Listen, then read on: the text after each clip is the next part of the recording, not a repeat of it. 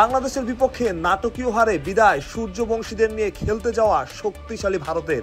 Super ওভারে এমন হার যেন তারা মেনেই নিতে পারছে না। ভারতীয় গণমাধ্যমেও উঠে এসেছে বাংলাদেশের বিপক্ষে ভারতের এমন হারের খবর। আনন্দবাজার থেকে ইন্ডিয়ান এক্সপ্রেস, ভারতের হার যেন কেউই মানতে পারছে না। স্বাভাবিক না ব্যাপারটা? ফুটবলে বাংলাদেশের বিপক্ষে হারের পর ক্রিকেটেও হারল টিম ইন্ডিয়া। হোক না এ দল, তবুও ভারত তো ক্রিকেটের ময়দানে তারা তো বেশ এগিয়ে।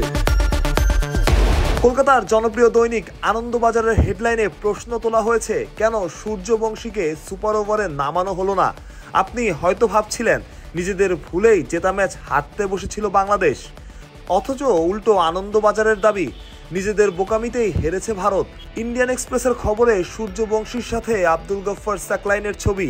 অবশ্য তাদের দাবি বাংলাদেশের বিপক্ষে দারুণ লড়াই করেছে টিম ইন্ডিয়া। হিন্দুস্তান টাইমসেও টাইগারদের ভারত বধের গল্প। সুপার ওভারের এই লড়াইকে গণমাধ্যমটি তুলনা করেছে রোলার কোস্টার রাইডের সাথে।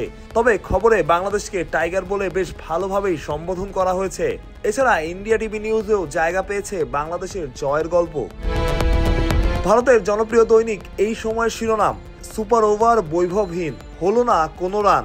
ম্যাচ হেরে তীব্র বিতর্কে জড়ালেন ভারত অধিনায়ক। বোঝাই যাচ্ছে বাংলাদেশের বিপক্ষে এই হারটা কোনোভাবেই তারা মেনে নিতে পারছে না।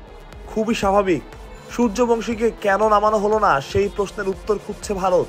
ভারতের গণমাধ্যম থেকে সাধারণ মানুষ, সোশ্যাল মিডিয়া, সব জায়গায় একটাই প্রশ্ন, যেন সূর্যবংশী নামলে বাংলাদেশ জিততে পারত না বা লড়াই হতো বেশ, সেটাই হয়তো মনে করছে তারা। অন্যদিকে দারুণ জয়ে বেশ স্বস্তিতে বাংলাদেশ দল। ফুটবলের পর ক্রিকেটেও ভারতকে হারানো, মুদ্রার উল্টো পিঠেই আকবর আলীর বাংলাদেশ।